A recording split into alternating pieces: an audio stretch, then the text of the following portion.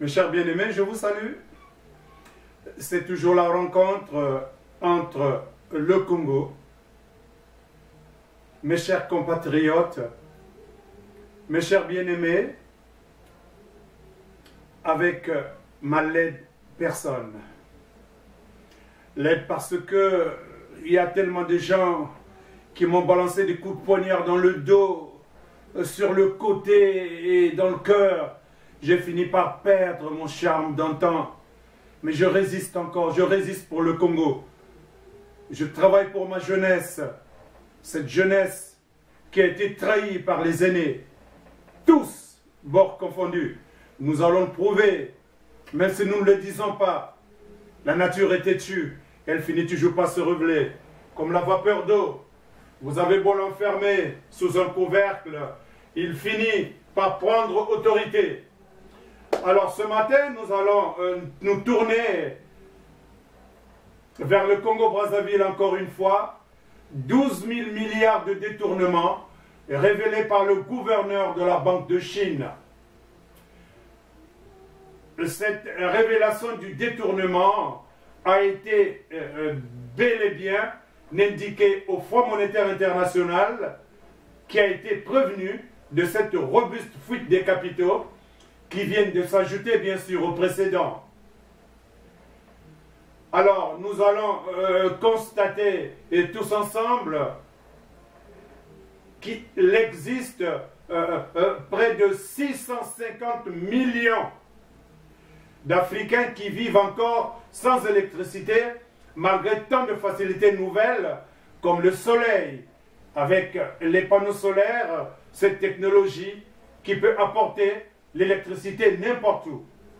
Aujourd'hui, nous avons constaté que le pétrole va tendre à être éclipsé par le gaz, parce que le gaz et le pétrole, ce sont des frères jumeaux, des voisins qui voyagent toujours ensemble, pas forcément dans la même matrice, dans le cas des jumeaux, mais parfois des voisins, comme des faux jumeaux qui sont dans des zygotes différents, donc chacune dans sa poche. Alors le gaz est à foison en Afrique, au Congo-Brazzaville également. Lorsque vous allez à Pointe-Noire, vous allez constater vers Luango, il y a des flammes qui luisent en permanence dans les larges des côtes.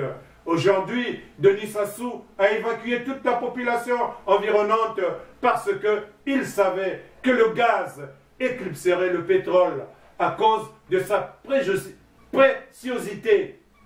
Le gaz est liquéfiable. Et lorsque vous l'avez liquéfié, il est transporté aisément. Et vous pouvez donc, par ses capacités électrisantes, déployer l'électricité partout au Congo-Brazzaville et en Afrique également. Vous savez très bien qu'il y a la présence de nombreux gisements. L'exemple du Mozambique en Afrique qui en est la locomotive. Il y a des sommes considérables en jeu pour cette manne providentielle. Mais au profit de qui? Les économistes, ils sont déjà en train de réfléchir parce que c'est eux qui localisent là où se trouve le pétrole. C'est eux qui localisent là où se trouve le gaz. C'est eux qui déterminent les quantités. C'est eux qui exploitent. Mais ils exploitent avec l'aide des gouverneurs. Donc de ces voleurs resquilleurs. Les resquilleurs, ce sont des sortes de cancres qui ne vivent que du profit de ce qui ne leur appartient pas. Alors des voleurs. Mais leur vol est volé par l'économie. Les économistes, qu'est-ce qu'ils font? Ils établissent des règles. Ils arrivent quelque part où il y a le pétrole ou le gaz, comme cela va être exploité dans les prochains jours, si ce n'est pas déjà exploité et déjà transformé dans certains pays comme le Sénégal et autres. Au Congo-Brazzaville, précisément, ça va être bientôt, parce que c'est l'objet de notre quête. Le Congo-Brazzaville est totalement dominé par le monopole économique de l'Occident, de l'Europe, mais précisément de la France. Alors, c'est eux qui déterminent les prix, c'est eux qui connaissent là où se trouvent les richesses. Ils savent que les Africains n'ont pas de technologie exploitable, ils ne réfléchissent même pas là-dessus, parce que eux, ils ne sont utilisés que comme des simples gouverneurs. Eux, ils sont là pour le service de la dette. Comment cela s'établit? Vous avez la matière première ils arrivent avec la technologie, ils vous disent, ben, nous pouvons tout faire pour vous, ils vous apportent même de l'argent, mais cet argent est multiplié par 2, par 3, par 1000, et la dette est infinissable, on ne paye jamais. Thomas Sankara, pour avoir voulu déclarer ce service de la dette basé sur le vol, vous connaissez le sort de Thomas Sankara, il a été simplement tué, assassiné. Ils ont utilisé la main d'un gouverneur nommé Blaise Compaoré, protégé par autre potentat que vous connaissez. Alors, nous revenons sur le fait que le gaz va éclipser le pétrole à cause de sa préciosité, liquéfiable et électrisante en Afrique. Il y a la présence de nombreux gisements en Afrique, nous le savons, des sommes considérables en jeu. 600 millions d'Africains, d'où des Congolais qui ne sont pas électrifiés. Pendant ce temps, à Brazzaville, c'est la bamboula, c'est la fête. La bande Assassou se sucre toujours. À Dada, on vient de découvrir qu'il a 900 millions. 900 millions pour lui-même. Bouya, c'est pas la peine, celui-là, il en a des milliards. Au Ndongo aussi, on a découvert de l'argent au Portugal. Kiki Sassou, c'est le propriétaire après Denis Sassou. Ils ont des comptes extérieurs, Gunvor et des bunkers dans leur petite villa qu'ils ont construite avec l'argent du contribuable. Même dans les tombes, ben, ils ont des bunkers, ils ont de l'argent partout. Pendant ce temps, les salaires des agents de la CNPC ont été aussi publiés sur les médias sociaux. Près de 900 000 millions de francs CFA par mois. Donc des fonctionnaires qui toucheraient plus de 50 millions, 20 millions, 10 millions. Question de se partager de l'argent, mais entre eux, lorsque vous regardez tous ces fonctionnaires, ils ne sont que d'un seul clan, d'une seule région et d'un seul petit village qu'on appelle Oyo. Les êtres venus d'ailleurs, ils ont le droit de se sucrer. Et Zambo on a bisso. Et Zambo on a bisso. Voilà, le bisso là, ça détermine qui? Les Congolais dans leur entièreté ou ce petit clan qui se sucre? C'est un pillage systématique. Dans ce pillage, on retrouve des officiers supérieurs, des officiers, simples officiers, sous-officiers. Il faut sucrer aussi cette partie de la population, sinon elle pourrait se révolter et puis les officiers supérieurs ne pourraient pas les contenir. Les familles de ces officiers, les familles de ces ministres, c'est aussi des patrons, ils se sucrent, ils ont des villas, ils ont de l'argent partout. Les ministres aussi se sucrent, ils ont de l'argent, ils ont tout. Le pouvoir dans son entièreté, ben, il se sucre. L'opposition, deux crétins, Tsatou Mabiala et Parfait Kolela, et ils se sont démarqués, ils ne sont plus des opposants, ce sont des affidés du pouvoir. La diaspora, ben, ils sont aussi nombreux, ils sont masqués. Vous ne pouvez pas les repérer facilement parce qu'il y a toujours quelqu'un pour voler à leur secours. Vous les retrouvez partout, en Europe, en Amérique du Nord, en Afrique, ils sont partout. Donc, ils sont tous mouillés.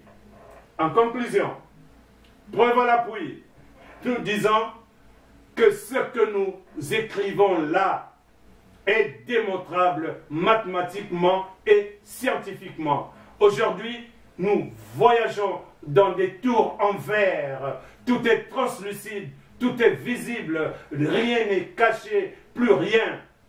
Au départ, on disait que les choses n'étaient pas cachées seulement dans la présence de Dieu. Ce Dieu merveilleux qui a révélé depuis les temps anciens que rien n'est caché devant la face de Dieu. Mais aujourd'hui, de plus en plus, avec le moyen du Saint-Esprit, mais tout commence à être révélé par la science et la technologie. Ce que vous avez caché hier est en train de se révéler aujourd'hui.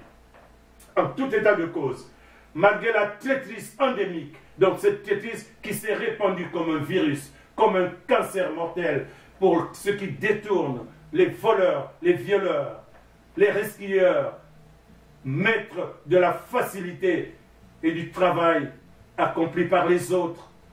Mais les bénéficiaires sont ces resquilleurs, ces violeurs, ces criminels. Ils tuent, ils volent, ils violent. En ce qui nous concerne, nous ne sommes pas exceptionnels. mais nous sommes viables, c'est-à-dire constants. Nous sommes fiables et crédibles parce que nous savons ce que nous voulons, malgré que nous n'ayons pas encore déterminé les règles du jeu, ce qui viendra tôt ou tard. Libérer ou délivrer le Congo est plus qu'une mission, mais un engagement radical. On retrouve très peu de gens enclins dans cet engagement radical. Mais pour faire une grande mission, on a besoin d'une élite. En communication, une élite, ça peut être une seule personne, déterminée, qui sait ce qu'elle veut, qui sait où elle va. Comme Galilée, il était seul à dire que la terre était ronde, même si on ne l'avait pas cru, il est allé jusqu'au bout de sa logique. Alors, même si je suis seul, même si certaines gens sont en train de m'accompagner, vous ne le saurez jamais, parce que dès que vous êtes au courant de quelque chose, vous le rapportez toujours. Dès qu'on a pété à côté de vous, vous rapportez le dos quelque part, alors que ça peut être une stratégie pour vous découvrir. Connaissez-vous une bête dans la forêt qui, et par son odeur, donc l'odeur de son urine, éloigne ou endort ses victimes pour mieux les contrôler? À bon entendeur, salut, cher bien-aimé. Je n'ai jamais caché ma foi. Jamais. J'ai cru par mes parents, et Jésus-Christ a été toujours celui que j'ai réclamé et déclaré. Aujourd'hui encore, je n'ai pas changé. Ma foi, elle augmente tous les jours que Dieu fait. Je ne changerai pas. Je ne mourrai pas tant que le Congo ne sera pas délivré. Et cela ne saurait tarder. Que Dieu vous bénisse, mes chers bien-aimés. Restez accrochés. Même quand vous ne comprenez pas les messages, restez accrochés. Le moment de la simplicité arrivera très bientôt. Croyez-le. Mes chers compatriotes, mes chers bien-aimés, je vous aime. C'est tout ce qui me reste. Même si je parais rigoureux, même si je me montre toujours radical, mais je le fais pour des raisons que vous découvrirez tôt ou tard. Car le seul moyen de s'éloigner du mal et du péché, c'est de rester dur envers soi-même et rigoureux envers les autres. Je vous remercie.